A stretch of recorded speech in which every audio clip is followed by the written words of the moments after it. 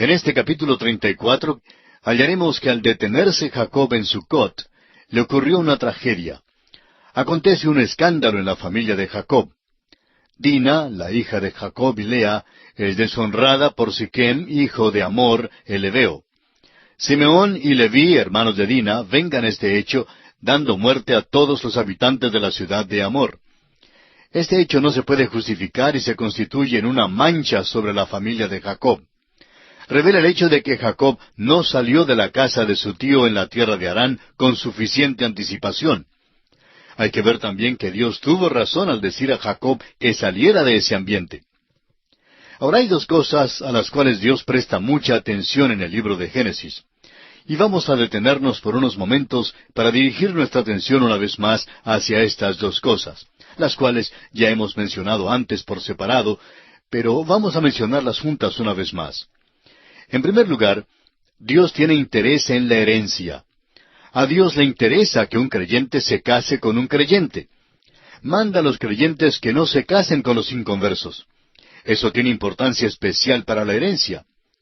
La segunda cosa es que Dios está interesado en el ambiente del individuo. Lo podemos ver aquí mismo en la vida de Jacob. Él tiene una familia grande de 12 hijos y también tiene hijas. La narración nombra a Dina porque tenemos esta historia triste acerca de ella. El ambiente desempeña un papel importante en este episodio. A propósito, ¿ha notado usted que en todas estas familias existe rivalidad y conflicto? Lo observamos en la familia de Abraham. Lo notamos también en la familia de Isaac, cuando tomó a Esaú como su hijo favorito y Rebeca a Jacob como su favorito. Esa fue la causa de muchísima dificultad en esa familia.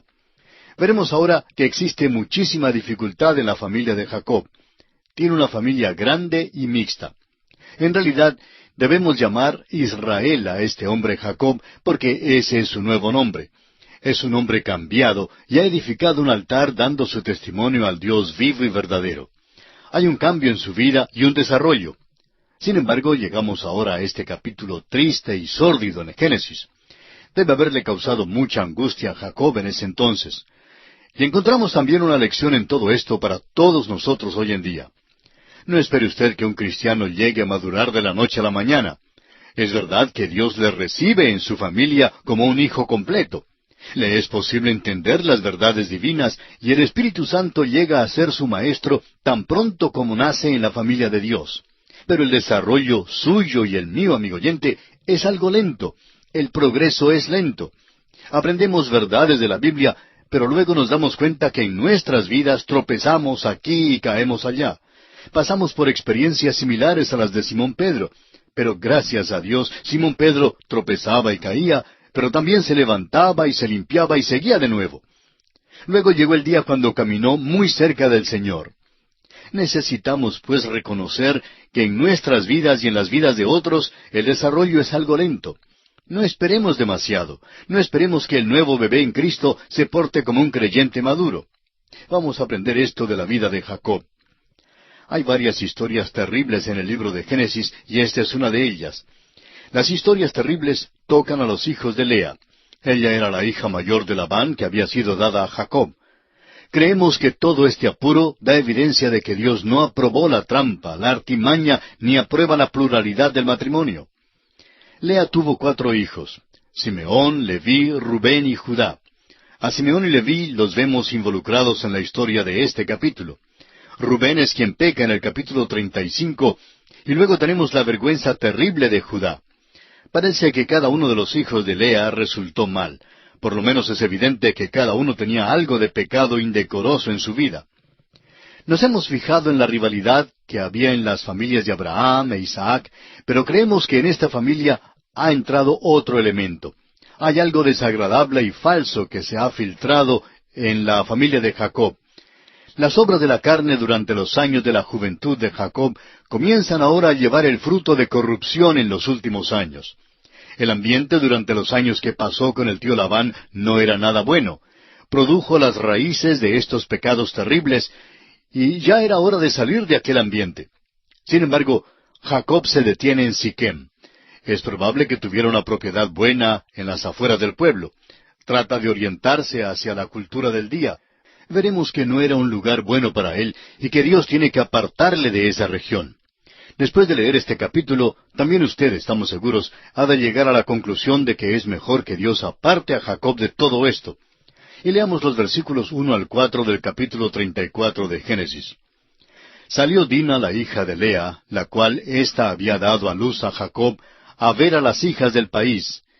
Y la vio Siquem, hijo de Hamor Heveo, príncipe de aquella tierra, y la tomó y se acostó con ella, y la deshonró. Pero su alma se apegó a Dina, la hija de Lea, y se enamoró de la joven, y habló al corazón de ella. Y habló Siquem a Hamor su padre, diciendo, Tómame por mujer a esta joven. Dina salió a visitar en el pueblo, y Siquem la violó. Este es el lenguaje de los diarios y los medios de noticias en nuestros días. Ahora, si ellos pueden decirlo y publicarlo por la radio y la televisión, ciertamente nosotros también podemos decirlo. Quizá, amigo oyente, el púlpito sea débil hoy porque los predicadores tienen miedo de usar el lenguaje acérrimo, implacable que deben emplear hoy día. Hoy más que nunca necesitamos descifrar el pecado, llamarlo por su nombre. Había un tiempo cuando los hombres entendían que el pecado era pecado. Tenemos pues ante nosotros esta historia terrible de pecado. Lo interesante es que el joven Siquem aparentemente se enamoró de la joven y realmente quería casarse con ella. Ahora no debió haber hecho lo que hizo porque eso era pecado, pero ya está hecho y desea casarse con Dina. Leamos ahora los versículos 5 al 7. Pero oyó Jacob que Siquem había amancillado a Dina su hija, y estando sus hijos con su ganado en el campo, calló Jacob hasta que ellos viniesen. Y se dirigió Hamor, padre de Siquem, a Jacob para hablar con él. Y los hijos de Jacob vinieron del campo cuando lo supieron. Y se entristecieron los varones y se enojaron mucho, porque hizo vileza en Israel, acostándose con la hija de Jacob, lo que no se debía haber hecho. Opinamos que Jacob no debió haber exagerado tanto este asunto. Cuando Hamor, el padre de Siquem, vino a él, era muy obvio con qué motivo venía. Quería conseguir a la joven como esposa para su hijo. Jacob probablemente debió haber pensado bien sobre el caso.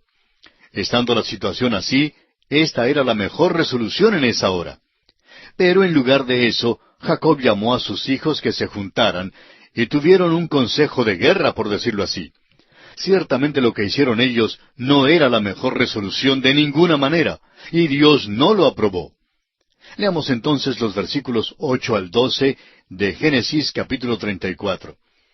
Y Hamor habló con ellos diciendo, El alma de mi hijo Siquem se ha apegado a vuestra hija, os ruego que se la deis por mujer, y emparentad con nosotros, dadnos vuestras hijas, y tomad vosotros las nuestras, y habitad con nosotros, porque la tierra estará delante de vosotros, morad y negociad en ella, y tomad en ella posesión. Siquem también dijo al padre de Dina y a los hermanos de ella, Halle yo gracia en vuestros ojos, y daré lo que me dijereis. Aumentad a cargo mío mucha dote y dones, y yo daré cuanto me dijereis, y dadme la joven por mujer. Creemos que no habría sido malo dársela como esposa en vista de lo acontecido.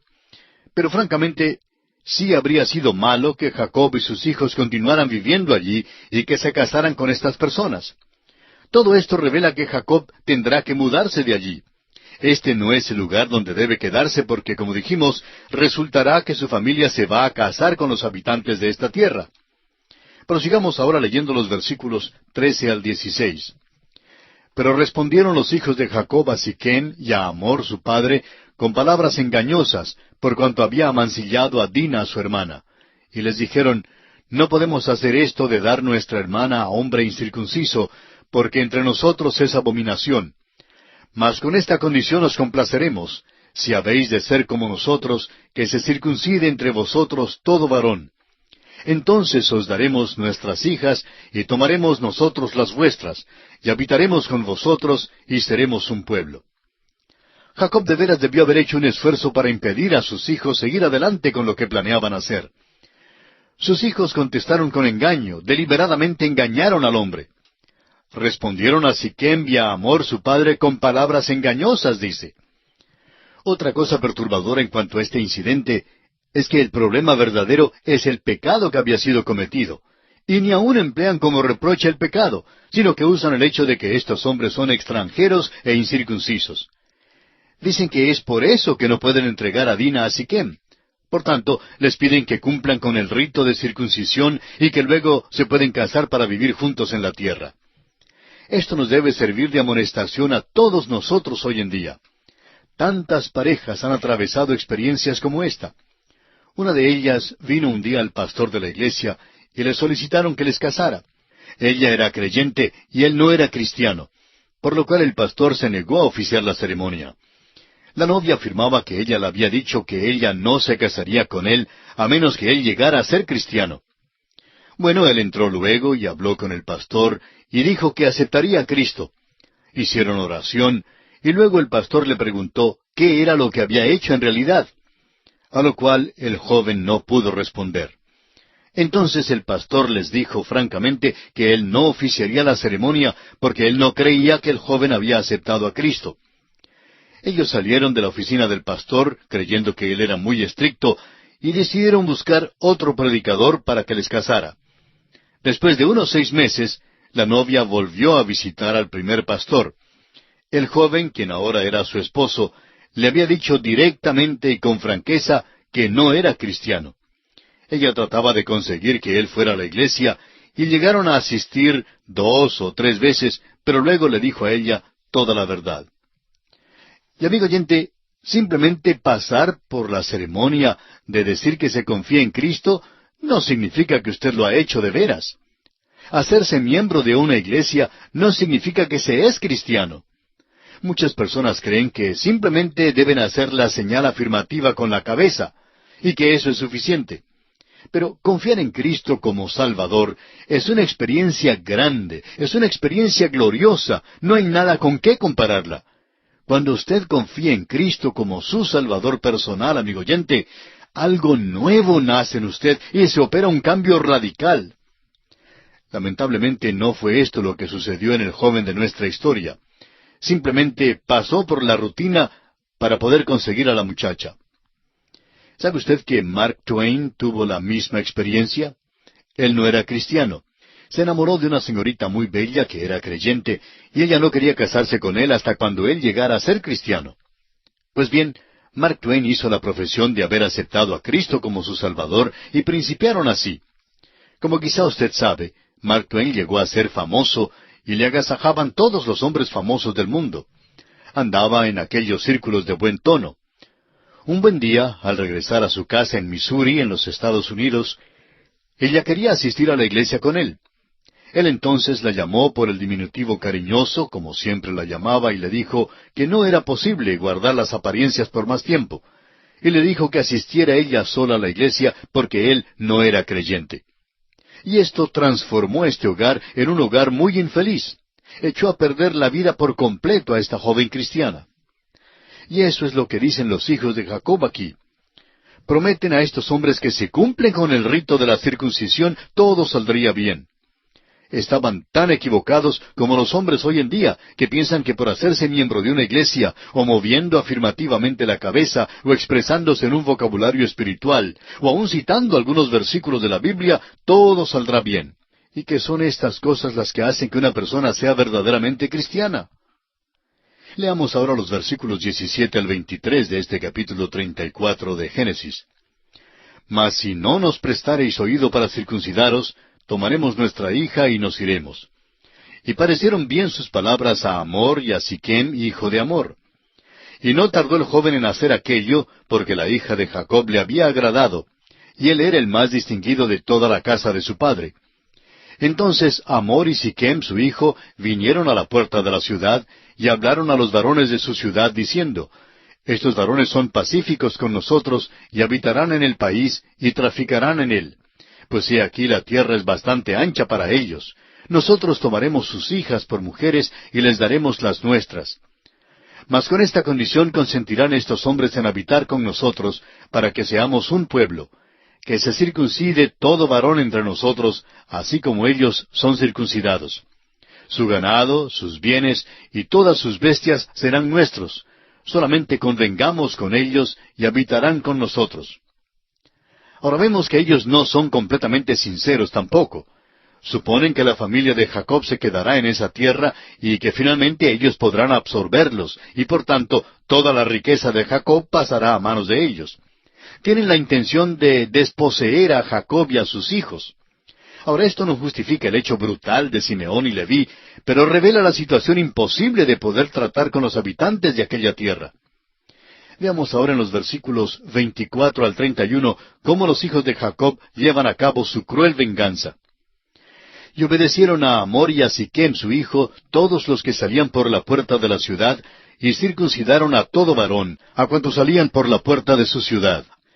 Pero sucedió que al tercer día, cuando sentían ellos el mayor dolor, dos de los hijos de Jacob, Simeón y Leví, hermanos de Dina, tomaron cada uno su espada, y vinieron contra la ciudad que estaba desprevenida, y mataron a todo varón. Y a Hamor y a Siquem su hijo los mataron a filo de espada, y tomaron a Dina de casa de Siquem, y se fueron. Y los hijos de Jacob vinieron a los muertos, y saquearon la ciudad por cuanto habían amancillado a su hermana. Tomaron sus ovejas y vacas y sus asnos, y lo que había en la ciudad y en el campo, y todos sus bienes. Llevaron cautivos a todos sus niños y sus mujeres, y robaron todo lo que había en casa. Entonces dijo Jacob a Simeón y a Leví: Me habéis turbado con hacerme abominable a los moradores de esta tierra, el cananeo y el fereceo, y teniendo yo pocos hombres, se juntarán contra mí, y me atacarán, y seré destruido yo y mi casa. Pero ellos respondieron: ¿Había él de tratar a nuestra hermana como a una ramera? Ahora esta fue una verdadera trampa, un verdadero engaño. Simeón y Leví eran hermanos de padre y madre de Dina y querían vengarse. Es verdad que Hamor también había intentado emplear el engaño, pero eso no justifica esta acción. Es cosa terrible lo que hicieron estos dos hijos de Jacob. Mataron a Hamor y a Siquem, y luego note usted que los otros hijos de Jacob se juntan con ellos. Se puede ver que estos hijos no hicieron lo correcto. Algo anda mal en la casa de Jacob. Sus hijos se habían criado en el hogar de Labán y han aprendido lecciones sobre el engaño y la mentira. Fíjese usted en Jacob. Reprende a Simeón y Leví, pero su reprensión no es por causa del pecado que han cometido. Su reprensión es porque le han dado una mala reputación a él. Es evidente, pues, que algo anda mal en la vida de Jacob. Y a veces nosotros hacemos lo mismo. Tomamos una perspectiva mala del pecado y de nuestras reacciones. Pensamos en el efecto del pecado y nos preocupa más ese efecto que lo que debe preocuparnos el pecado mismo. Hay muchas personas en nuestras iglesias hoy en día que no se declaran sobre ciertas gestiones. Ahora, ¿por qué no lo hacen? Pues porque el pequeño grupo de personas con quienes andan no les aceptarían. Tienen su pequeña asociación exclusivista y no se atreven a declararse sobre algo por temor al que dirán. No es nunca cuestión de decidir si algo es bueno o malo, sino más bien si les será posible conquistar el favor de sus amigos. Que Dios tenga misericordia de cristianos como estos. Todos necesitamos aprender a evaluar si nuestras acciones son buenas o son malas. ¿Es cosa cristiana? ¿Es algo que un hijo de Dios debe hacer o algo que no debe hacer? Amigo oyente, nuestras iglesias están llenas de aquellos que solo se acomodan, se comprometen. Por eso tenemos tantos cristianos frustrados e infelices hoy en día. No es extraño, pero es cosa maravillosa decidirse por la verdad.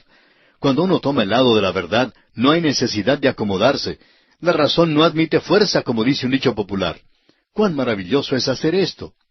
Pobre Jacob, ha crecido, pero no ha crecido lo suficiente. Sus hijos tratan de defender su acción, diciendo que no dejarán que alguien trate a su hermana como a una ramera.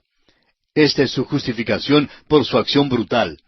Diríamos que simplemente querían hacerse justicia por sí mismos. Debieron haber dejado que el joven se casara con su hermana. Eso habría sido lo mejor bajo tales circunstancias. Ciertamente no hay excusa que se pueda ofrecer por su homicidio tan brutal y vengativo como ese. El cristiano hoy día tiene algunas instrucciones y debemos seguirlas. El apóstol Pablo dice en su carta a los Romanos capítulo 12 versículos 19 al 21, «No os venguéis vosotros mismos, amados míos, sino dejad lugar a la ira de Dios, porque escrito está, mía es la venganza, yo pagaré, dice el Señor». Así que si tu enemigo tuviere hambre, dale de comer; si tuviere sed, dale de beber, pues haciendo esto, ascuas de fuego amontonarás sobre su cabeza. No seas vencido de lo malo, sino vence con el bien el mal. En el mismo momento que tratamos de vengarnos, quiere decir que no estamos caminando ya por la fe. En efecto, estamos diciendo que no podemos confiar en que Dios pueda resolver este asunto. Jacob y sus hijos no tuvieron la luz de la epístola a los romanos en su día, porque todavía no había sido escrita. Francamente, no estamos seguros de que estos muchachos hubieran vivido según estas instrucciones en aquel entonces si las hubieran sabido. Sin embargo, no hay justificación alguna por el hecho terrible que cometieron. Claro que uno comprende que actuaron por la compasión que tenían de su hermana y por la vergüenza que vino sobre la familia. Y todos estos sentimientos les impulsaron a obrar como lo hicieron. Aunque, repetimos, no hay justificación alguna por el hecho terrible que cometieron. Y es después de esta experiencia terrible que Jacob regresa a Betel. Dios le llama a regresar a Betel y es la hora en que debe estar allí. Estamos seguros que muchas personas han llegado a la conclusión de que nos equivocamos cuando dijimos que la vida de Jacob había cambiado en Peniel. Llegó al vado de Jaboc y disfrutó de esa experiencia maravillosa allí, pero no observamos tanto cambio en su vida en el capítulo 34. Eso es verdad, y sin embargo hubo un cambio que tuvo lugar en Peniel. Quizá no lo llamamos una crisis, porque tememos que esta cuestión de una experiencia crítica haya sido exagerada por muchos. En efecto, pensamos que hay muchos que creen que si no han tenido una segunda experiencia, no han tenido nada. Bueno, el hecho es que eso simplemente no es verdad. Hay quienes han gozado de una experiencia crítica que es maravillosa. Dwight L. Moody, por ejemplo, disfrutó de una. Estamos seguros que muchos de nosotros podemos mirar atrás en nuestras vidas a una experiencia así. Sin embargo, hay muchos que no han tenido tal experiencia y que nunca hacen mención de una crisis como una cosa de importancia en sus vidas. Cuando Jacob vino a Peniel, una cosa grande le ocurrió. Y al estudiar el capítulo 35 vamos a mencionarla. Desde el principio de la vida de Jacob hasta su llegada a Peniel, lo que dominaba su vida era la exaltación del yo, la afirmación de la carne. Lo que realmente sucedió en Peniel fue el descenso del yo. Se desinfló como un neumático. Le había inflado como un balón toda la vida hasta cuando llegó a Peniel. Pero allí el Señor punzó el balón y se desinfló a la nada. El problema era que no había fe en la vida. Esto se evidencia al leer el capítulo 34. Muchos expositores han dicho que Jacob cometió un error grande y que fue cosa trágica detenerse en Salem. Debemos decir que estamos de acuerdo con esto en parte. Pero tenemos una pregunta que hacer. ¿Estaba listo Jacob para su experiencia en Betel? ¿Estaba listo para las experiencias que Dios le iba a dar? Creemos que no estaba nada listo todavía. Ese hombre tenía la costumbre de andar en la carne. Era su modo de vivir, y experimentó una caída, por cierto, una desinflada verdadera de su yo. Pero el capítulo 34 indica que todavía no andaba por la fe. No tenía la fe para seguir hasta Betel. Las cosas trágicas que pasaron en su vida después que se detuvo en Salem revelan que este hombre realmente no era un dirigente en su propia familia. No tomó el lugar debido. No era muy espiritual de ningún modo y era un trabajo difícil criar a 12 muchachos. Requería un hombre de tipo espiritual para controlarlos y Jacob no estaba preparado para hacerlo. Sin embargo, después de este evento trágico, Jacob empieza a ver la mano de Dios obrando en su vida. Y ahora hace la decisión que debió haber hecho antes de pasar esto. Revela que dentro de la familia estaba sucediendo algo que ciertamente era trágico. La tragedia en Siquem es que tan pronto como Esaú se hubo despedido de él y viajó a su casa, Jacob llevó a su familia hasta Salem. Fue una mudanza trágica. Jacob todavía dependía de sus propias mañas. Allí, Dina, su hija, fue violada, y Simeón y Leví, sus hermanos, por parte de padre y madre, fueron a la ciudad de Siquem, a la casa del príncipe que fue responsable por el pecado. Aunque quiso casarse con ella, le asesinaron. Los hijos de Jacob cometieron una matanza que haría parecer cosa mínima el tiroteo de una pandilla en las grandes calles de nuestras ciudades hoy en día. Al llegar a la casa para contárselo a Jacob, él dice que le han hecho abominable a los moradores de la tierra. El hecho es que él no estaba nada listo para Betel. La pregunta es, ¿a dónde más iría? Tenía manadas y rebaños y había buen pasto en Salem. Pero ahora no se puede quedar allí. lo que el hombre sembrare, amigo oyente, eso también segará. Hay una nota de tristeza en este capítulo. Jacob regresa a Betel. Raquel muere en Belén e Isaac muere en Hebrón. Leamos ahora los primeros 2 versículos de este capítulo 35 de Génesis. Dijo Dios a Jacob, levántate y sube a Betel, y quédate allí, y haz allí un altar al Dios que te apareció cuando huías de tu hermano Esaú. Entonces Jacob dijo a su familia y a todos los que con él estaban, quitad los dioses ajenos que hay entre vosotros, y limpiaos y mudad vuestros vestidos. Dios llama a Jacob para que regrese a Betel. Después de su experiencia trágica en Siquem, está dispuesto a ir. Aún después de Peniel, no tenía la fe necesaria para seguir antes de aquella experiencia. Ahora note usted que comienza a tomar la dirección como debiera haberlo hecho de su propia familia. Les manda en primer lugar a que quiten los dioses ajenos. Esto casi nos horroriza. Usted recordará que cuando Jacob huyó con Raquel y Lea, que Raquel había robado los dioses de la familia sin ser vista. Puso esos pequeños ídolos en una albarda del camello y se sentó sobre ellos. Aquel equipaje viajó en camello, pero ella simplemente montó y se sentó para proteger los ídolos de Jacob. Él no sabía en aquel día que ella los había robado, y por tanto fue sincero cuando le dijo a Labán que los ídolos no estaban por ninguna parte en su compañía. Esa es sin duda la única vez hasta aquel momento que Jacob dijo la verdad. Realmente no sabía que estaban allí. Más adelante debe haber descubierto que ella los había robado. Jacob conocía al Dios vivo y verdadero. Después de todo, Dios le había llamado. Uno pensaría que cuando supo de los ídolos falsos, se iba a deshacer de ellos, pero no lo hizo. Y encontramos a toda la familia adorando estos ídolos. Ahora, por primera vez, empieza a tomar la dirección y el mando de su familia y les insiste, les ordena que quiten esos dioses falsos, esos dioses ajenos. Deben quitar lo que es malo. Amigo oyente, hay demasiadas personas hoy día que están sirviendo a los dioses ajenos durante los 6 días de la semana, y luego, el domingo, tratan de servir al Señor. Luego se extrañan que el servicio en la iglesia el domingo no sea una experiencia conmovedora para ellos. Amigo oyente, es que es necesario quitar esos dioses ajenos. No sabemos cuál pueda ser el caso suyo. Para muchos, el dios ajeno es la codicia. Hay muchos negociantes cristianos que tratan de conseguir cada día más dinero. Se dedican más a buscar el dinero que servir al Señor. Tales personas se preguntan, ¿qué es lo que hay de malo en su vida espiritual? Amigo oyente, si usted vuelve hasta Betel, donde encontró a Dios en el principio, pues debe quitar esas cosas que son malas. Luego Jacob les manda a limpiarse. Para el creyente hoy día eso significa una confesión de los pecados. Hay que tratar con el pecado en la vida. Uno no puede llegar a adorar a Dios los domingos e ignorar el pecado de la semana anterior. Todos nos bañamos físicamente y nos ponemos desodorante. Sin embargo, tratamos de acercarnos a Dios con la vida sucia porque no nos hemos limpiado por medio de la confesión de nuestros pecados. El apóstol Juan en su primera carta, capítulo 1, versículo 9, dice, si confesamos nuestros pecados, Él es fiel y justo para perdonar nuestros pecados y limpiarnos de toda maldad.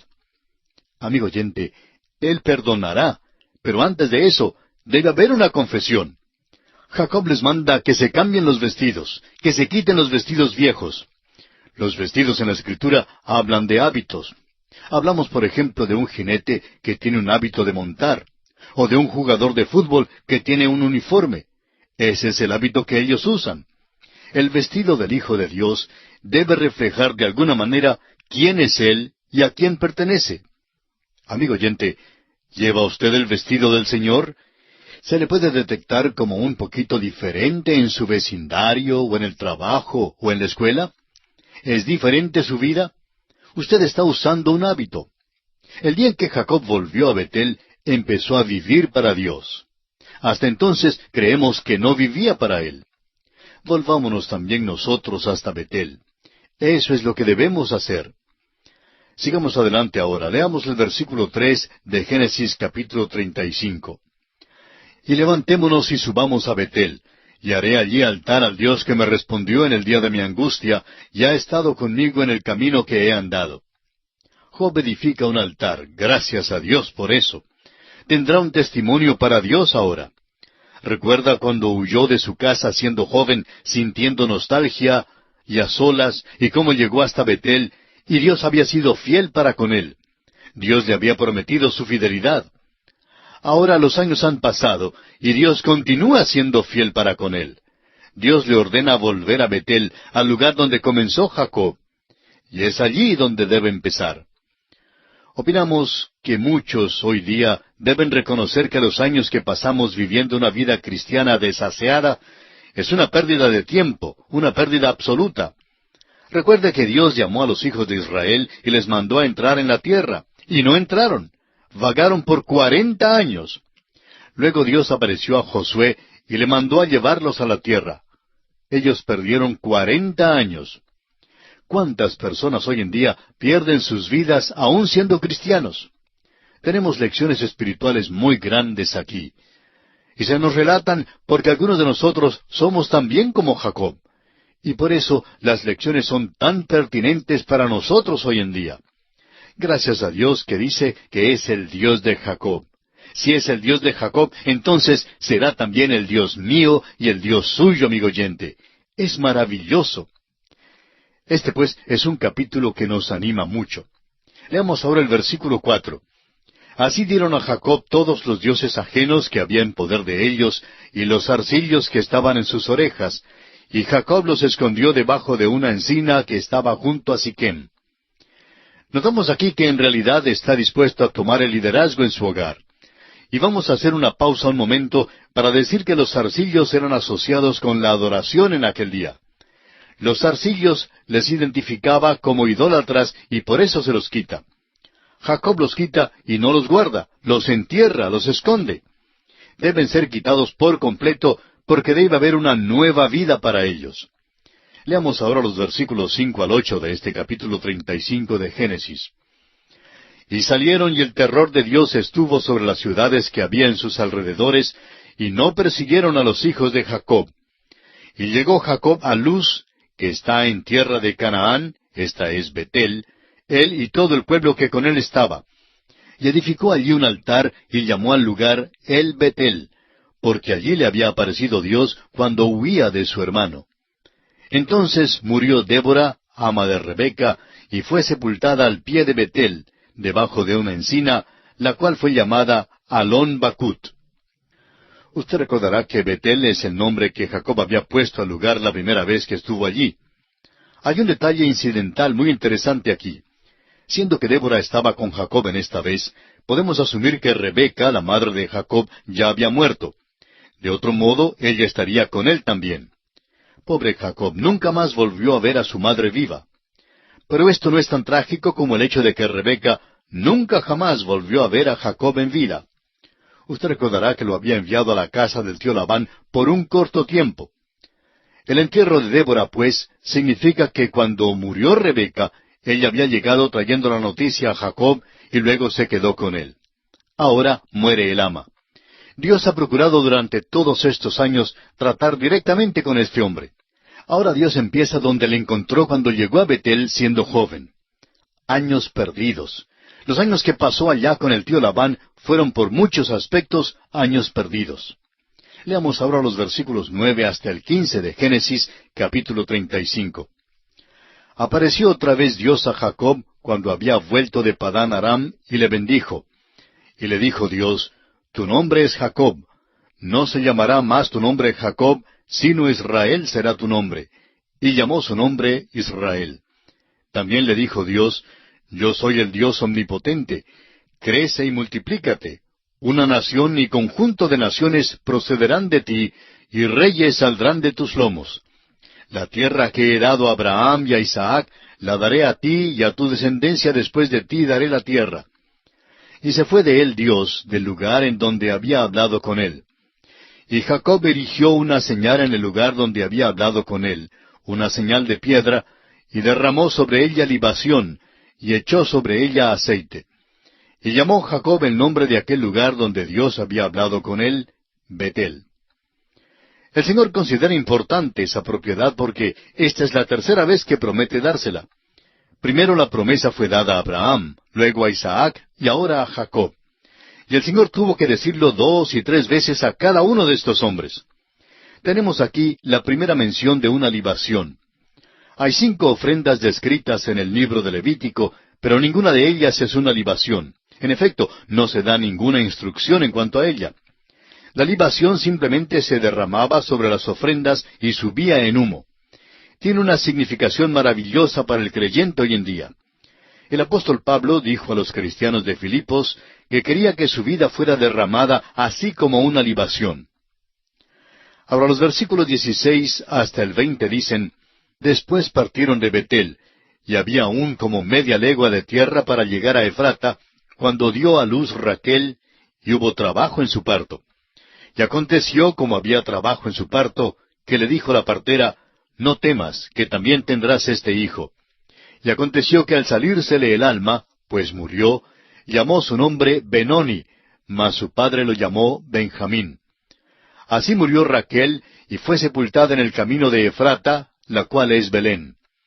Y levantó Jacob un pilar sobre su sepultura. Esta es la señal de la sepultura de Raquel hasta hoy. Raquel ahora tiene su segundo hijo. Recordamos a Belén porque allí es donde nació Jesús. Y Jacob recordó a Belén porque fue allí que su bella y amada Raquel murió. El amor que Jacob tuvo para con Raquel es una cosa admirable en su vida antes de Peniel. Jacob nunca se olvidó de ella. Más adelante en Egipto, siendo viejo, se acordó de Belén. Cuando Raquel estuvo a punto de morir, llamó al nené que causó su muerte Benoni, que significa hijo de mi tristeza. Cuando Jacob vio al niño, le puso el nombre de Benjamín, que quiere decir hijo de la mano derecha. Raquel es sepultada en Belén.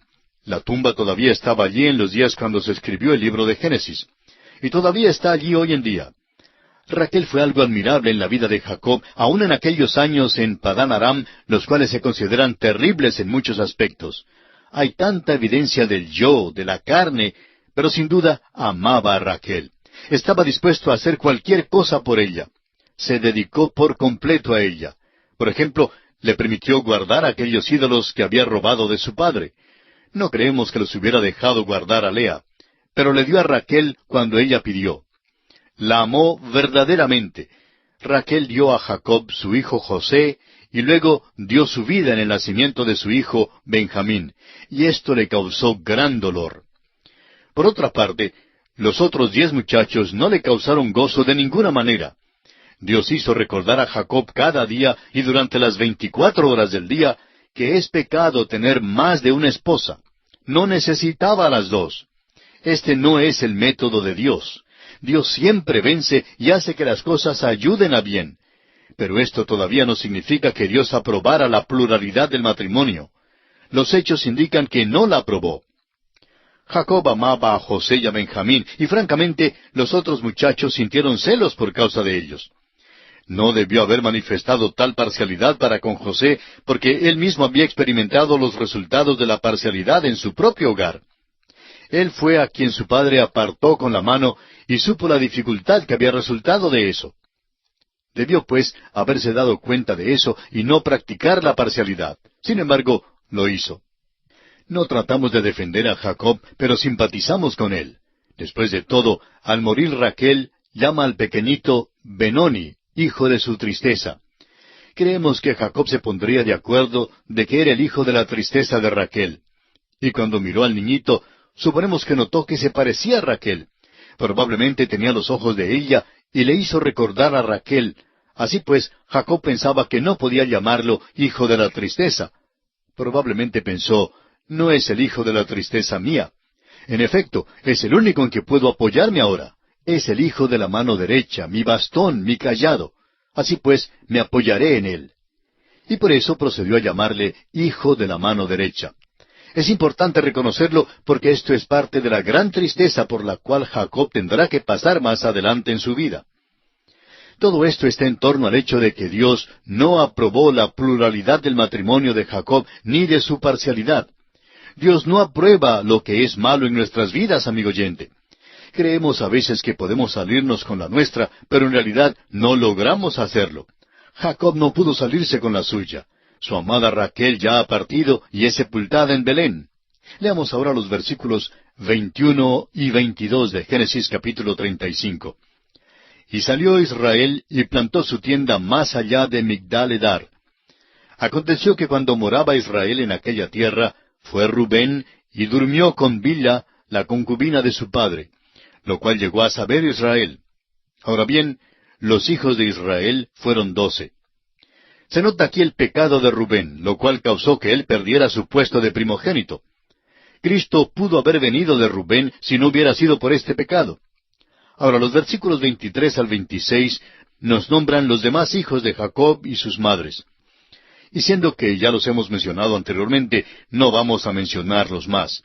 Leamos ahora los versículos finales, 27 al 29 de este capítulo 35 de Génesis.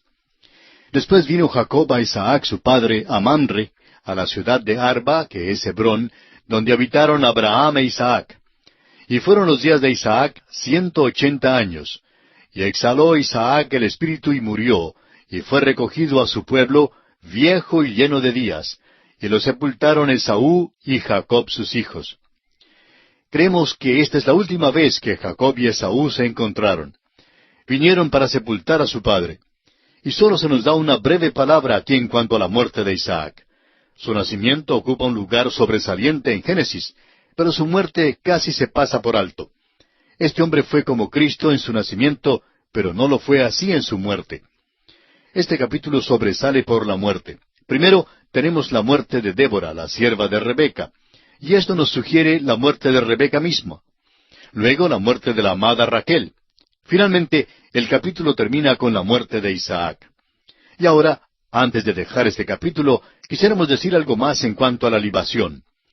Las instrucciones para la libación se encuentran en el libro de Números, capítulo 15, versículos 4 al 12. Ya dijimos que Pablo hace referencia a ella y cómo es que era derramada sobre las otras ofrendas y que subía en humo. Es un cuadro del creyente que ofrece su vida en sacrificio y servicio sobre la base del sacrificio de Cristo. El servicio de los creyentes es simplemente una libación derramada sobre el sacrificio de Cristo. El servicio del cristiano no se ve, pero en cambio se ve a Cristo. Pablo dijo en el capítulo 2, versículo 17 de su carta a los Filipenses, «Y aunque sea derramado en libación sobre el sacrificio y servicio de vuestra fe, me gozo y regocijo con todos vosotros». El Espíritu de Dios emplea este método por todo el libro. El hecho es que se sigue por todas las Escrituras. La simiente que se sigue es Cristo. El apóstol Pablo lo expresa con claridad. La simiente no son muchos, sino uno, y es Cristo.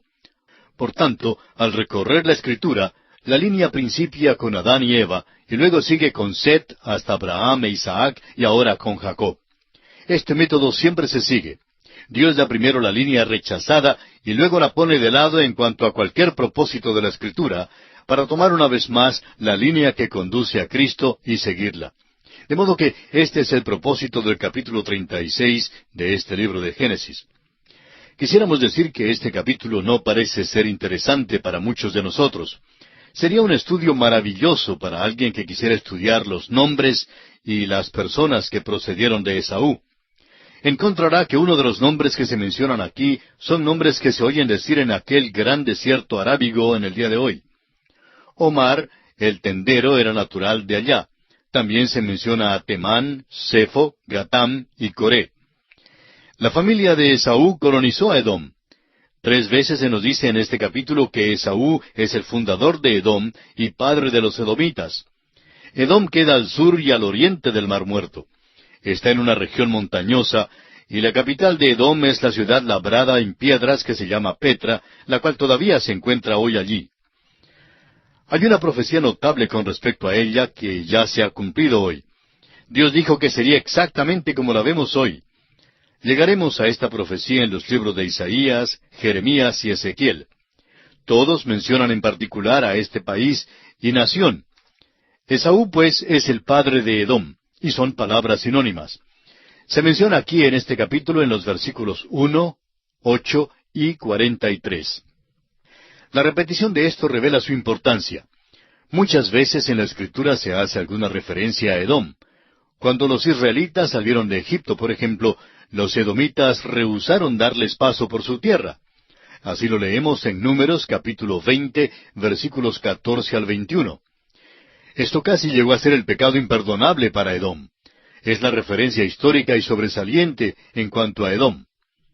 Cuando primero conocimos a Esaú, lo vimos como un niño en la familia de Isaac. Era un tipo del hombre de campo, robusto, atlético. Estamos seguros que nuestra opinión mal pensada sería que era un niño bueno. Al parecer era bueno, pero si jamás hubo un hombre carnal, pues ese era Esaú.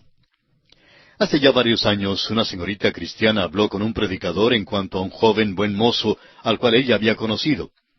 A decir verdad, los dos eran jóvenes de buen aspecto. Ella había nacido en la China, su padre estaba en el negocio petrolero y llegó a enriquecerse mucho. Ella conoció al joven que era empleado del banco, joven más bien pobre. Hay muchos empleados en los bancos que buscan un buen matrimonio. Se fijan en las hijas de los clientes que tienen dinero en el banco. Pues bien, el joven había conocido a esta señorita. Él era un joven buen mozo y robusto, tal vez era como Esaú. Un misionero en China había conducido a la señorita a Cristo, y ella insistía que se casaría con el joven y esperaba que él llegara al Señor. El predicador con quien la señorita estaba conversando ya había hablado con el joven alguna ocasión anterior, y este joven no tenía ninguna intención de llegar al Señor. En cambio, sí quería casarse con esa señorita. La joven, claro está, era hermosa y tenía dinero, y él era un hombre de la carne. Por tanto, el predicador les dijo que no efectuaría el matrimonio de ellos. Ahora, por supuesto, ella se enojó con el predicador, pero más tarde vino para visitarle y le contó que se habían divorciado. La dama confió al predicador que nunca había conocido una persona tan entregada a las cosas seculares carnales como este joven. Dijo que nunca soñó que pudiera haber una persona que jamás tuviera ni siquiera un pensamiento maravilloso, noble ni espiritual. Ella confesó que este hombre era sumamente brusco. En la parte externa parecía un hombre bueno y noble. Amigo oyente, así era Esaú. Es posible que haya alguien que deseara arguir con Dios en cuanto a su preferencia. Esaú parecía ser tan bueno mirándolo por fuera. ¿Será posible que Dios se equivocara?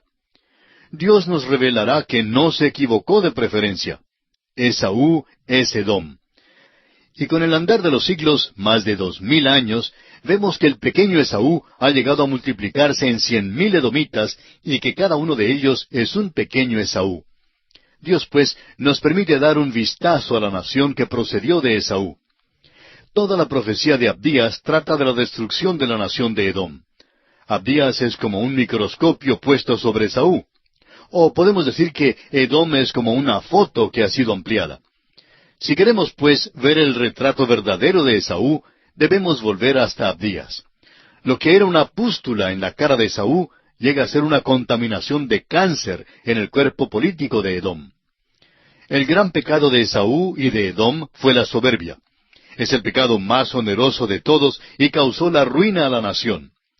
Leemos en Abdías capítulo 1 los versículos 3 y 4, «La soberbia de tu corazón te ha engañado, tú que moras en las hendiduras de las peñas, en tu altísima morada, que dices en tu corazón, ¿quién me derribará a tierra? Si te remontares como águila, y aunque entre las estrellas pusieres tu nido, de ahí te derribaré, dice Jehová». La soberbia del corazón era la declaración de la independencia de un alma que dice que puede vivir sin Dios y a la cual no le hace falta Dios. En el último libro del Antiguo Testamento, Dios dice, «Y amé a Jacob y a Esaú aborrecí». Dios no lo dijo sino hasta 1000 años después que estos hombres vivieron. Dios lo sabía en el principio, pero usted y yo no lo sabíamos. Y después de estudiar la historia de ellos, nos es claro que Dios obró con exactitud. Esaú, pues, es Edom. Leamos los versículos 2 y 3 de Génesis capítulo 36. Esaú tomó sus mujeres de las hijas de Canaán, a Ada, hija de Elón Eteo, a Aholibama, hija de Aná, hijo de Zibeón, Heveo, y a Basemat, hija de Ismael, hermana de Nebaiot. Y ahora leamos los versículos 6 y 7 que dicen, Y Esaú tomó sus mujeres, sus hijos y sus hijas, y todas las personas de su casa, y sus ganados, y todas sus bestias, y todo cuanto había adquirido en la tierra de Canaán, y se fue a otra tierra, separándose de Jacob su hermano. Porque los bienes de ellos eran muchos, y no podían habitar juntos, ni la tierra en donde moraban los podía sostener a causa de sus ganados. Recuerde usted que Abraham y Lot tuvieron el mismo problema. No había suficiente pasto para los animales. Cada uno tenía demasiado ganado. Así pues, Esaú salió de la tierra prometida y la dejó por su propia cuenta, debido a las circunstancias económicas. Leamos ahora el versículo 8 y luego saltamos al versículo 12. Y Esaú habitó en el monte de Seir. Esaú es Edom. Ahora el versículo 12 dice, y Timna fue concubina de Elifaz, hijo de Esaú, y ella le dio a luz a Amalec. Estos son los hijos de Ada, mujer de Esaú. Este es el principio de los amalecitas. Esas tribus que están en el desierto han procedido de ellos a través de los siglos. Se esparcían por todas direcciones. Entraron en el norte de África y eran fuertes en Cartago. En realidad, hubo una ocasión cuando el centro más fuerte de la iglesia estuvo en el norte de África. Todos procedieron de Abraham por Agar, o bien proceden por Esaú. Se casaron entre las diferentes tribus, y de ellas han procedido los amalecitas, y los pereceos, y todas las tribus árabes. Todos pertenecen a la familia de Abraham, igual como pertenece Israel. Son de la misma línea directa. Ambas son personas semíticas. El árabe es semítico tanto como lo es el israelita. Este capítulo, pues, es importante para nosotros porque nos es posible ver en él estos enlaces familiares. El Espíritu de Dios emplea mucha tinta de imprenta para contarnos todo esto. El último punto en disputa entre Esaú y Jacob se ve en dos hombres del Nuevo Testamento. El Señor Jesucristo, un hijo de Israel, según la carne, se paró delante de Herodes, un hijo de Esaú. La familia de los Herodes era de Idumea. El Señor Jesucristo no tuvo palabras para Herodes. Lo identificó como aquella zorra en Lucas 13:32. Hallamos un poquito de humor también en este capítulo. Ahora el versículo 15 de Génesis capítulo 36 nos dice, estos son los jefes de entre los hijos de Esaú, hijos de Elifaz, primogénito de Esaú, los jefes Temán, Omar, Sefo, Cenaz. Jefes quiere decir líderes, dirigentes. Ahora, ¿de dónde vinieron estos jefes? Pues tenemos aquí el principio de la nobleza. Simplemente se constituyeron en jefes. Cada uno de ellos llegó a ser jefe. No es meramente un sobrenombre, lo emplean en serio. El principio de la nobleza se halla en la familia de Esaú. Muchas personas en las Américas trazan su ascendencia a la nobleza.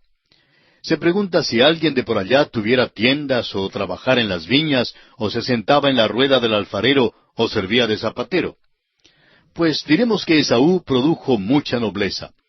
Y además de eso, leemos en el versículo 31 de este mismo capítulo 35 de Génesis, y los reyes que reinaron en la tierra de Edom, antes que reinase rey sobre los hijos de Israel, fueron estos. No creemos que fuera el arreglo de Dios de ninguna manera que tuvieran reyes para reinar así como estos. Los hombres propendieron a exaltarse el uno al otro en vez de exaltar a Dios, y acudieron a los hombres en vez de acudir a Dios. Los títulos llegan a ser más grandes al caer Dios en la sombra de su olvido. ¿No es interesante esto? Esto fue antes de que los israelitas tuvieran reyes. Ahora, ¿de dónde obtuvieron la idea ellos? Pues la obtuvieron de esta gente. Lo que dijeron los israelitas a Samuel más adelante era que deseaban tener un rey que reinara sobre ellos como las otras naciones a su alrededor. Dijeron que sus hermanos, los edomitas, tenían reyes y ellos entonces deseaban lo mismo. Sería interesante continuar el estudio de estas tribus para alguien que estudia la antropología o la etnología. Esta es la historia familiar de la línea rechazada. Al darse en este capítulo un resumen final, se anota de nuevo los jefes que procedieron de la línea de Esaú. Este capítulo termina con la línea de los jefes y hace mención de nuevo que su habitación está en la tierra de su posesión, la cual es Edom. Edom es el mismo Esaú, padre de los edomitas. Vemos el resultado de esto en Abdías y en Malaquías. Es muy notable, amigo oyente, y no podemos pasarlo por alto. Y así concluimos nuestro estudio de este capítulo 36. Y nos encontramos ahora ante el capítulo 37. Tomamos ahora el hilo de la línea de Abraham, Isaac y Jacob. Llegamos al cuarto hombre sobresaliente en esta última sección del libro de Génesis. De aquí en adelante y durante el resto del libro de Génesis nos concentraremos en José. Es verdad que todavía tratamos con la familia de Jacob, pero la historia de José principia en este capítulo. Más capítulos son los que se dedican a José que a Abraham o a Isaac.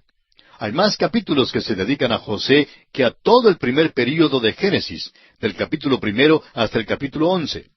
Esto debe causar que el estudiante precavido pause y pregunte, ¿por qué a José se le da tal distinción en la Escritura? Bueno, es probable que haya dos razones. Una de ellas es que la vida de José es una vida de integridad y honorabilidad.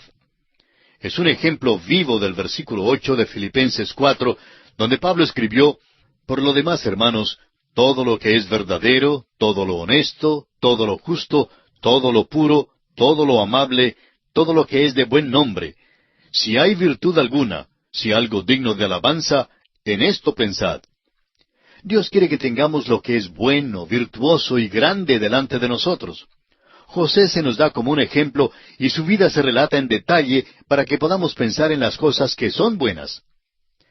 En segundo lugar, no hay otro en la Escritura que se parezca más a Cristo en su persona y en sus experiencias como José. Sin embargo, en ninguna parte del Nuevo Testamento se nos da a José como tipo de Cristo. Esta analogía, pues, no puede ser accidental. Al seguir su historia, mencionaremos muchas de las analogías. Hay por lo menos 20 de ellas. Recuerde usted que este es el método del Espíritu de Dios al dar la historia de la línea rechazada primero, y luego volver a la línea que ha de conducir a Cristo. Cuando consideramos el capítulo anterior, el capítulo 36, hablamos de Esaú y la línea que le seguía a él. Nos reímos un poco al ver la nobleza en la línea de Esaú, hombres que asumieron los títulos de jefe y rey. Pero, amigo oyente, los títulos no tienen significación alguna. Es el individuo quien lleva el título el que le da la significación. Muchos dicen que respetan el cargo del presidente, pero que no respetan al presidente mismo. Bueno, amigo oyente, es la persona quien hace el cargo. Si perdemos respeto por los hombres que están en el poder, también es difícil tener respeto para el cargo. Bueno, estos hijos de Esaú no ganaron ningún título. Simplemente asumieron tener títulos porque eran ese tipo de persona. Luego, en la historia de la familia de Jacob, también mencionamos el pueblo de Belén. Recordemos que Raquel murió allí. Nosotros cantamos el himno A medianoche allá en Belén. Pero ese himno le causaría tristeza a Jacob porque recordaría la muerte y no el nacimiento. Su hermosa y amada Raquel murió allí. Luego, después que Jacob pensara en ella, también recordaría que Benjamín había nacido allí. Esto ahora trae la ciudad de Belén a las páginas de la Escritura. Belén será el lugar del nacimiento del Mesías, o sea, el Cristo. ¿Cómo es posible que se cumplió todo esto? Seguimos aquí con la familia de Jacob, y esa familia nos conducirá al Mesías, y aquel Mesías debe nacer en Belén. Ah, la maravilla de todo esto. Y ahora tomamos el hilo de la historia de la línea de Jacob, la cual nos conducirá al Mesías. En el capítulo 37, Jacob vive en Canaán, y la historia de José principia. José es vendido por sus hermanos a la esclavitud en Egipto. Leamos el versículo 1 de Génesis 37, que dice, Habitó Jacob en la tierra donde había morado su padre, en la tierra de Canaán. Jacob al parecer se ha mudado al sur de Belén y ha llegado hasta Hebrón. Este es el lugar donde vivió Abraham. Este es el lugar del compañerismo, de la comunión con Dios. El versículo 2 nos dice, Esta es la historia de la familia de Jacob. José, siendo de edad de 17 años, apacentaba las ovejas con sus hermanos, y el joven estaba con los hijos de Bilha y con los hijos de Silpa, mujeres de su padre, e informaba a José a su padre la mala fama de ellos. Nos fueron dadas ya las generaciones de Esaú. Ahora estas son las generaciones de Jacob. El resto del libro seguirá contándonos especialmente acerca de José. Podemos ver que el montón de muchachos de Jacob eran hijos problemáticos, exceptuando a José y Benjamín. Pasaría mucho tiempo antes de que estos hombres aprendieran las lecciones que Dios les quería enseñar. Note usted que José solo tiene 17 años, y por tanto es simplemente un joven cuando tuvo lugar este incidente. Era el más joven entre los muchachos que apacentaban las ovejas. Benjamín es demasiado joven y por eso se queda en casa. José, por su parte, contaba a su padre la mala fama de ellos. A sus hermanos, por supuesto, no les gustaba eso. Claro que no les iba a gustar. Estamos seguros que lo llamarían chismoso. Leamos los versículos 3 y 4 de este capítulo 37 de Génesis. Llamaba Israel a José más que a todos sus hijos, porque lo había tenido en su vejez, y le hizo una túnica de diversos colores. Y viendo sus hermanos que su padre lo amaba más que a todos sus hermanos, le aborrecían, y no podían hablarle pacíficamente. Jacob debió haber aprendido una lección en su propio hogar. Él sabía que el tener un favorito en la familia causaría dificultad. Su propio padre había favorecido a su hijo mayor, y este hijo supo lo que era ser tratado sin equidad. Ahora él practica la misma cosa. Es posible que le disculpemos sabiendo que Raquel fue la esposa a quien realmente amó. Ella fue la mejor cosa en su vida. José es realmente un buen muchacho, y también lo es Benjamín. Él amó a estos dos hijos. Eso es verdad, pero todavía no es excusa. Jacob no debió haberle hecho a José esa túnica de diversos colores. En la traducción más exacta sería la túnica con mangas. En aquel día era difícil poner mangas y de costumbre no se lo hacía. La túnica corriente en aquellos días se hacía de una pieza de tela de unos 3 o 4 metros de largo. La abrían cortando un hueco en el centro para la cabeza. La mitad de la tela caería por delante del cuerpo y la otra mitad por detrás. Amarraban los lados o los cosían y así servía de túnica. Quedaba pues sin mangas. Y así cuando una persona vestía una túnica que tenía mangas, pues esto le distinguía entre los demás. Es natural que los hermanos le odiaban por ser el favorito de su padre. Ni aún les era posible hablarle pacíficamente. De modo que aquí vemos la rivalidad en esta familia también. Amigo oyente, una vez más lo decimos, no importa quién sea la familia, el pecado la arruinará. El pecado echa a perder las vidas y el pecado arruina las familias. El pecado arruina las comunidades y las naciones enteras. Este es el problema con nuestras familias, nuestras ciudades y nuestras naciones hoy en día. Hay una sola causa, y Dios lo llama pecado. Así pues encontramos que a José lo tratan sus hermanos desfavorablemente. Su padre lo trata sin equidad por tener tanto amor para con él. Los hermanos lo tratan desfavorablemente por tenerle odio. Leamos ahora los versículos 5 y 6 de este capítulo 37 de Génesis. Y soñó José un sueño y lo contó a sus hermanos, y ellos llegaron a aborrecerle más todavía. Y él les dijo, oíd ahora este sueño que he soñado. Presentimos que este joven de 17 años había sido dominado por su madre Raquel, asimismo como su padre Jacob había sido dominado por su madre Rebeca. Cuando Jacob se desprendió del dominio de Rebeca, fue capaz de desenfrenarse y así sucedió. Pero José es un individuo extraordinario y él no lo hará. ¿Cómo podemos pues explicar su conducta aquí? ¿Por qué va a su padre a chismear de sus hermanos cuando sabía que incurriría en el odio de ellos? Bueno, creemos que José no sabía cuán malo pudiera ser este mundo. No tenía ninguna idea de cuán malos eran sus hermanos. Opinamos que José era un joven que tragaba el anzuelo en aquel tiempo. Pasaría mucho tiempo antes de que se enterara del camino de perversidad del mundo, pero lo aprendió. Sin duda sabía más en cuanto al mundo y la perversidad de los hombres que cualquier otro. Pero eso fue más tarde. Ahora es muy crédulo, muy ingenuo. Amigo oyente, usted puede imaginarse cómo era José. Su padre concentró todo su amor en Raquel. Se enamoró de ella a primera vista y había trabajado 14 años por ella. Luego pasaron muchos años antes de dar a luz un niño y por fin nació José. Y ahora Raquel ha muerto. Entonces Jacob concentra todo su amor en su hijo José. No debió haberlo hecho. Tenía 10 hijos más que criar. Sin embargo, así lo hizo. José, pues, es amado y protegido sobremanera por su padre. Leamos entonces los versículos 7 y 8. He aquí que atábamos manojos en medio del campo, y he aquí que mi manojo se levantaba y estaba derecho, y que vuestros manojos estaban alrededor y se inclinaban al mío. Le respondieron sus hermanos, ¿Reinarás tú sobre nosotros, o señorearás sobre nosotros? Y le aborrecieron aún más a causa de sus sueños y sus palabras. ¿Puede usted imaginarse, amigo oyente, cómo se burlaban de él? Seguro que eran cínicos, no creían que él de veras les iba a gobernar. Así pues, le odiaron más por causa de este sueño. Sin embargo, esto no pone fin a los sueños, porque más tarde tuvo otros y muy significativos. Leamos ahora los versículos 9 al 11 de este capítulo 37 de Génesis que estamos estudiando. Soñó aún otro sueño, y lo contó a sus hermanos, diciendo, He aquí que he soñado otro sueño, y he aquí que el sol y la luna y 11 estrellas se inclinaban a mí. Y lo contó a su padre y a sus hermanos.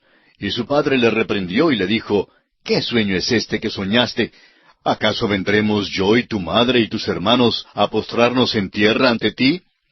Y sus hermanos le tenían envidia, mas su padre meditaba en esto. José contó este sueño y ellos comprendieron de lo que hablaba. Esta misma figura aparece en Apocalipsis capítulo 12, versículo 1, donde una mujer se describe vestida del sol, con la luna debajo de sus pies, y sobre su cabeza una corona de 12 estrellas. Esto significa la nación de Israel. Estos hermanos comprendieron que José les hablaba de ellos mismos, los hijos de Israel. Y vemos aquí a la nación de Israel en su principio. Génesis es como un botón en flor que florece al seguir nosotros a través de la Escritura. Aquí está un botón que no florecerá hasta cuando lleguemos al libro de Apocalipsis. Florecerá tarde, sí, pero florecerá. Y debemos comprender lo que se dice y no debemos tratar de adivinarlo. No hay necesidad de adivinar cuando se explica tan claro como está aquí. El viejo Jacob lo comprendió exactamente bien. Regañó al muchacho, pero todo lo que José podía contestar fue, así fue el sueño. José no trataba de interpretarlo porque era evidente lo que significaba. Sus hermanos simplemente lo descartaron y no le hicieron caso. Ellos creyeron que ni siquiera quedaba dentro del reino de la posibilidad. Y en cuanto a ellos, pues supusieron que ninguno de ellos jamás se arrodillaría ante José. Pero Jacob tomó nota de lo dicho. Ahora los versículos 12 al 14 dicen, Después fueron sus hermanos a apacentar las ovejas de su padre en Siquem. Y dijo Israel a José, Tus hermanos apacientan las ovejas en Siquem. Ven y te enviaré a ellos. Y él respondió, Heme aquí. E Israel le dijo, Ve ahora, mira cómo están tus hermanos y cómo están las ovejas, y tráeme la respuesta. Y lo envió del valle de Hebrón, y llegó a Siquem. Los hermanos habían ido a apacentar las ovejas hacia el norte. Y se han ido tan al norte de Jerusalén como Hebrón está al sur de Jerusalén. No sabemos exactamente cuál sería la distancia, pero diríamos que unos 130 kilómetros. Han avanzado, pues, algo lejos de su casa, porque apacentaban sus ovejas por toda aquella región. Puede notar, amigo oyente, que habían llevado las ovejas hasta Siquem. Ahora note usted la obediencia de José. Leamos los versículos 15 hasta el 20 de Génesis, capítulo 37. Y lo halló un hombre, andando él errante por el campo, y le preguntó a aquel hombre diciendo, ¿Qué buscas? José respondió, Busco a mis hermanos, te ruego que me muestres dónde están apacentando. Aquel hombre respondió, Ya se han ido de aquí, y yo les oí decir, Vamos a Dotán.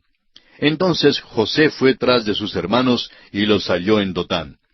Cuando ellos lo vieron de lejos, antes que llegara cerca de ellos, conspiraron contra él para matarle.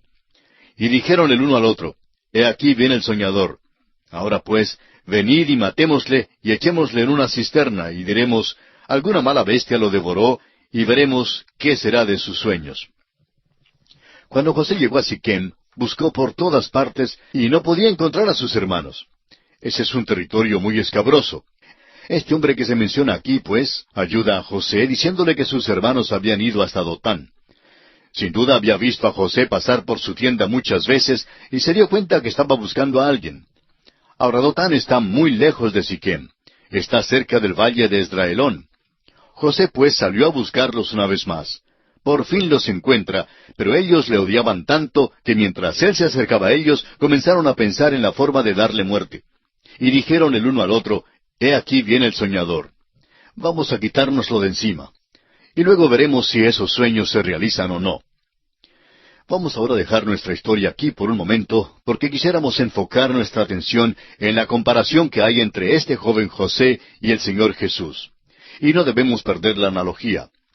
En primer lugar, el nacimiento de José fue milagroso, porque Dios intervino al contestar la oración. Así lo leemos en el capítulo 30 de Génesis, versículo 22. También el Señor Jesús fue nacido de una virgen de un modo milagroso. Esto lo encontramos registrado en Lucas capítulo 1, versículo 35. En segundo lugar, José era amado de su padre. También el Señor Jesús fue amado por su padre, quien declaró, «Este es mi Hijo amado». En tercer lugar, José tuvo una túnica de diversos colores, la cual le colocó aparte de los demás. Cristo, por su parte, también fue puesto aparte porque fue apartado de los pecadores. Así lo leemos en la Epístola a los Hebreos, capítulo 7, versículo 26. En cuarto lugar, José anunció que iba a reinar sobre sus hermanos. El Señor Jesús se presentó como el Mesías, y así como se mofaron del mensaje de José, también se mofaron de Jesús. Recuerde que escribió también Pilato un título que puso sobre la cruz, el cual decía, «Jesús Nazareno, Rey de los Judíos». Y fue puesto allí como una burla. En quinto lugar, José fue enviado del Padre a sus hermanos.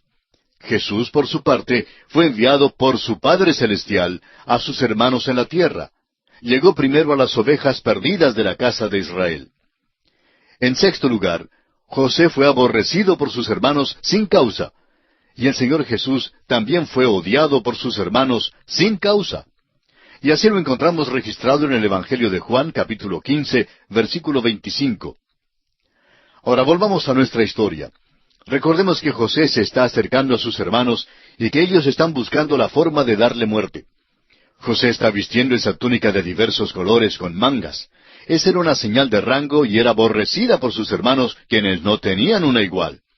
Debemos recordar que José no era el mayor, ni aun seguía en turno al mayor. Sin embargo, disfrutaba de un rango superior entre sus hermanos. Por tanto, existe todo este odio. Pobre Jacob, está hallando una y otra vez que Dios no aprueba la pluralidad de su matrimonio. Ciertamente causó tristeza en el hogar. Prosigamos con esta historia, leyendo ahora el versículo 21 de Génesis capítulo 37. Cuando Rubén oyó esto, lo libró de sus manos y dijo, «No lo matemos». Ya Rubén había perdido su puesto de primogénito. Sin embargo, se destaca aquí como el que tiene juicio más maduro que los demás. Los demás lo habrían matado si no hubiera sido por la intervención de Rubén. En el versículo 22, escuchemos la defensa que hace Rubén por su hermano José. Y les dijo Rubén, «No derraméis sangre, echadlo en esta cisterna que está en el desierto, y no pongáis mano en él, por librarlo así de sus manos, para hacerlo volver a su padre». La intención reconocida de Rubén fue de meter a José en la cisterna, y después él regresaría sin ser observado para sacarlo de allí y llevarlo a casa de su padre, donde contaría lo que había sucedido. Ahora, en los versículos 23 al 28, veremos cómo se lleva a cabo el plan malévolo contra José. Leamos. Sucedió pues que cuando llegó José a sus hermanos, ellos quitaron a José su túnica, la túnica de colores que tenía sobre sí, y le tomaron y le echaron en la cisterna, pero la cisterna estaba vacía, no había en ella agua. Y se sentaron a comer pan, y alzando los ojos miraron, y he aquí una compañía de ismaelitas que venía de Galaad, y sus camellos traían aromas, bálsamo y mirra, e iban a llevarlo a Egipto. Entonces Judá dijo a sus hermanos, ¿qué provecho hay en que matemos a nuestro hermano y encubramos su muerte? Venid y vendámosle a los ismaelitas, y no sea nuestra mano sobre él, porque él es nuestro hermano, nuestra propia carne. Y sus hermanos convinieron con él. Y cuando pasaban los madianitas mercaderes, sacaron ellos a José de la cisterna, y le trajeron arriba, y le vendieron a los ismaelitas por 20 piezas de plata. Y llevaron a José a Egipto. Esa túnica que José llevaba era como una banderilla que se le pone al toro. La aborrecían porque le distinguía entre ellos.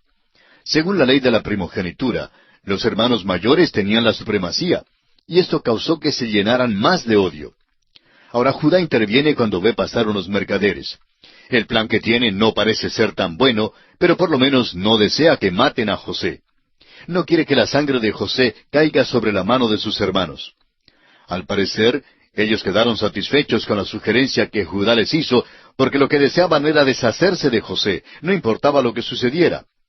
Se dieron cuenta que los ismaelitas se lo llevarían para Egipto para venderlo allá como esclavo. Por lo menos se librarían de él. La esclavitud, en la mayoría de los casos, era como una muerte viviente, y sabían que ciertamente nunca jamás oirían hablar de él. Ahora, ¿cómo le parece a usted lo que Moisés ha escrito aquí? En primer lugar, llama a estos hombres ismaelitas, y luego los llama madianitas. Entonces, ¿quiénes son? Hace muchos años alguien escribió un librito en el cual enumera más de 1000 errores que dijo haber encontrado en la Biblia, y entre ellos mencionaba este. Los críticos que odian la Biblia entresacan algo así como esto y lo llaman un error. En realidad lo que Moisés expresa aquí es bien preciso. Vamos a ver, ¿quiénes son los ismaelitas? Son los descendientes de Ismael, el cual es hijo de Abraham. Ismael era hijo de Abraham y Agar, y Madián, el hijo de Abraham y Setura, con la cual se casó después de la muerte de Sara. Todos son hermanos. En realidad, son familia de este grupito de hermanos que está vendiendo a José. En aquella época, ¿quién era israelita? Bueno, solo había 12 israelitas. ¿Cuántos ismaelitas cree usted, amigo oyente, que pudiera haber en aquel tiempo? Ismael era mayor que Isaac, y es posible que hubiera 100 o más. Ahora, ¿cuántos madianitas había? Pues Madián nació después de Isaac, y por tanto no podía haber muchos. Quizá una docena o más. Estos eran pues grupitos, eran tribus, y todos estaban emparentados. En aquel tiempo era peligroso viajar, y estaban atravesando el desierto para llegar hasta Egipto. Se juntaban para protegerse mutuamente y se reunían para su interés común. Iban en un viaje de negocios a Egipto, y siendo que eran de la misma familia, pues se comprendían y se juntaban. Amigo oyente, la palabra de Dios tiene buen sentido. Nosotros somos los que no tenemos buen juicio. La ignorancia agrega muchísimo a lo que se considera una contradicción en la Biblia. No es una contradicción, sino ignorancia por parte de quienes leen la Biblia. Es fácil notar que Moisés comprendía la situación y que escribió con exactitud. En los versículos 29 al 31, Rubén se encuentra ante algo inesperado. Después Rubén volvió a la cisterna, y no halló a José dentro, y rasgó sus vestidos. Y volvió a sus hermanos y dijo, el joven no parece, y yo, ¿a dónde iré yo? Entonces tomaron ellos la túnica de José, y degollaron un cabrito de las cabras, y tiñeron la túnica con la sangre. No dice aquí si le dijeron a Rubén lo que había sucedido de veras o no. Opinamos que se lo dijeron. Creemos que le dijeron que sería inútil perseguir a los mercaderes porque ya estaban lejos, y que no sería malo que inventaran un cuento bueno para contárselo a su padre Jacob. Ahora, en los versículos 32 y 33, los hermanos de José llevan adelante su engaño. Leamos. Y enviaron la túnica de colores y la trajeron a su padre, y dijeron, esto hemos hallado. Reconoce ahora si es la túnica de tu hijo o no. Y él la reconoció y dijo, la túnica de mi hijo es. Alguna mala bestia lo devoró. José ha sido despedazado. Son muy diestros, ¿verdad? Se portan como si nunca hubieran visto a José. Aparentaban que acababan de encontrar su túnica. Bueno, ellos conocían bien la túnica, hasta la odiaban. Y aquí se portan como si no lo hubieran reconocido y le preguntan al padre si él la reconoce. Jacob, por supuesto, sabía de quién era la túnica, y llega a la conclusión natural. Y claro que esa es la conclusión a la cual los hermanos de José deseaban que Jacob llegara. Pero detengámonos un momento para observar un poco más lo que ellos hicieron. Degollaron un cabrito de las cabras y usaron su sangre para teñir la túnica. Ahora, ¿no le recuerda este hecho de engañar a su padre con un cabrito de algo que hemos escuchado antes? Recuerde usted que cuando Rebeca y Jacob estaban ideando la forma de engañar a Isaac, se sirvieron de un cabrito y cocinaron la carne, la cual resultó sabrosa. Ella tomó las pieles de los cabritos y con ellas cubrió las manos y los brazos de Jacob, y así entró para engañar a su padre. Ahora, los hermanos de José utilizan la sangre de un cabrito para engañar a su padre. La sangre lo hace ver como si un animal salvaje hubiera dado muerte a José. El viejo Jacob, por supuesto, llega a la conclusión de que su hijo ha sido muerto, ha sido despedazado. Escuche usted con cuidado, amigo oyente. A Jacob le engañan y es engañado en la misma manera en que él había engañado. La palabra de Dios nos dice, no os engañéis, Dios no puede ser burlado, pues todo lo que el hombre sembrare, eso también segará. Si siembra para la carne, si ama la carne, segará de la carne corrupción. Este hombre Jacob había sembrado mal, empleó el engaño, y ahora él es engañado. Ha sido engañado de la misma manera. Amigo oyente, cuando sembramos grano, segamos grano. Cuando sembramos cizaña, cosechamos cizaña. Cosechamos exactamente lo que sembramos. Amigo oyente, esto es verdad en cualquier parte hoy en día. Es verdad en lo físico, en lo moral y en lo espiritual. Y es verdad también para el creyente. Si usted cree que puede pecar pasando por encima de todo porque es hijo de Dios, pues está muy equivocado. El hecho es que no debe pecar porque Dios no hace acepción de personas. Él declaró que así sería y no hace acepción con usted. No puede pecar sin ser observado por Dios. Hace muchos años, un ministro se enamoró de la esposa de otro hombre y se involucró con ella. Fue una historia bastante repugnante. Este ministro trataba de justificarse en la base de que él era una persona especial para Dios, y sentía que, por ser quien era, podía actuar en un nivel diferente y guiarse por un libro de reglas frente a los demás. Pero, amigo oyente, Dios dice en su palabra que Dios no hace acepción de personas. Dios dice que no podemos pecar sin ser observados por Él. Al leer los versículos 34 y 35, vemos que Jacob cosecha lo que había sembrado. Leamos estos versículos. Entonces Jacob rasgó sus vestidos, y puso cilicio sobre sus lomos, y guardó luto por su hijo muchos días. Y se levantaron todos sus hijos y todas sus hijas para consolarlo. Mas él no quiso recibir consuelo, y dijo, descenderé enlutado a mi hijo hasta el Seol. Y lo lloró su padre.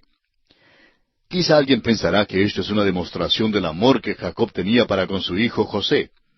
Tenemos que confesar que Jacob amaba a José en gran manera, pero Jacob no había aprendido todavía a caminar por fe.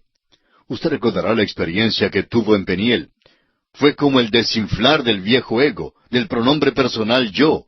La carne se desplomó allí, pero ahora debe aprender a caminar por fe, lo cual no ha aprendido todavía. Cuando uno llega al capítulo 11 de Hebreos, uno no encuentra nada en la vida de Jacob que constituya un ejemplo de fe. Es sólo cuando uno llega al tiempo de su muerte que uno encuentra que su fe realmente se exhibe en su vida. Compare la tristeza de Jacob aquí con la de un hombre como David. David lloró por su pequeño niño que murió y lloró por su hijo Absalón. David amaba a su pequeño hijito tanto como Jacob amaba a José. Pero David era un hombre de fe.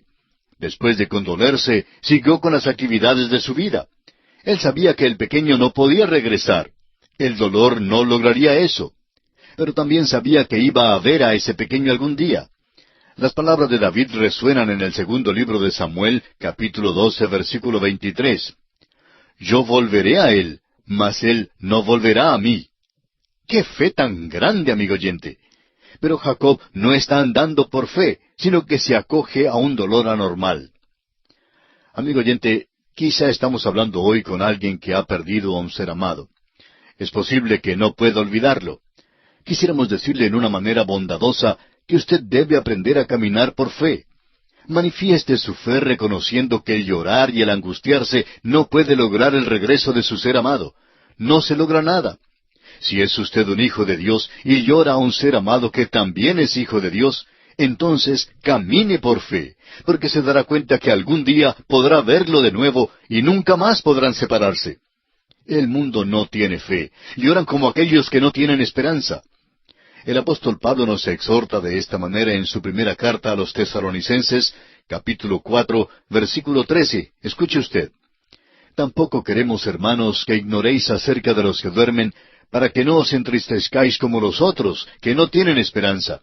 Porque si creemos que Jesús murió y resucitó, así también traerá Dios con Jesús a los que durmieron en él.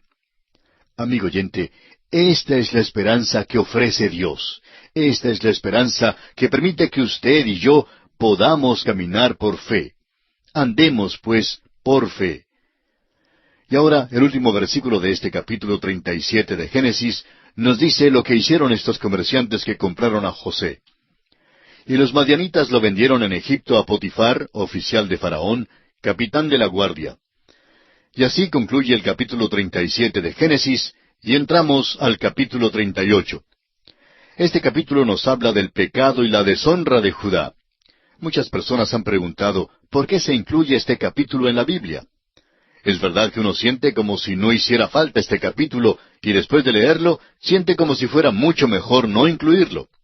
Muchos hasta llegan a creer que es el peor capítulo en toda la Biblia. Pero esto nos lleva a decir que los hijos de Jacob no les servían de mucho solaz. Parece que todos los hijos de Jacob se constituyeron en problemas, excepto José y Benjamín. José no fue de mucho consuelo porque su padre se dio a la pena, quedó muy apesadumbrado por su desaparición. Todo esto revela que Jacob pasó demasiado tiempo en Padán Aram acumulando bienes en vez de enseñar a sus hijos. ¿Cuán diferente fue Jacob de Abraham? Usted recordará que Dios dijo en cuanto a Abraham, porque yo sé que mandará a sus hijos y a su casa después de sí, que guarden el camino de Jehová, haciendo justicia y juicio, para que haga venir Jehová sobre Abraham lo que ha hablado acerca de él. Pero Jacob no hizo eso, amigo oyente.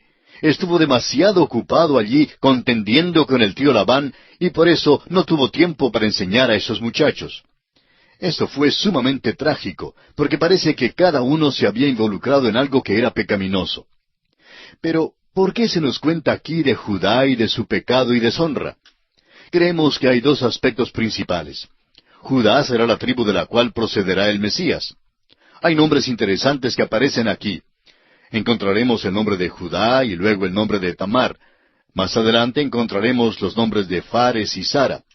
Y quizá comienza usted a preguntarse, ¿dónde es que ha visto antes esos nombres? Bueno, si usted va al primer capítulo del Nuevo Testamento, notará que la genealogía de Jesucristo se da en Mateo, en el capítulo 1, y allí es donde se encuentran estos nombres. ¿Quiere decir entonces que esta es la línea que conduce al Señor Jesucristo? Sí, amigo oyente. Esta es la línea que conduce al Señor Jesucristo. Es una cosa asombrosa, ¿verdad? En este capítulo se nos revela el pecado terrible de esta gente, y sin embargo, el Señor Jesús procedió de esa línea. Realmente tomó nuestro lugar aquí. Entró en una línea pecaminosa. Y eso es lo que trata de decirnos la palabra de Dios. Tomó nuestra forma humana y fue tentado en todo según nuestra semejanza, pero sin pecado. Entró en esa línea humana, donde todos pecaron y están destituidos de la gloria de Dios.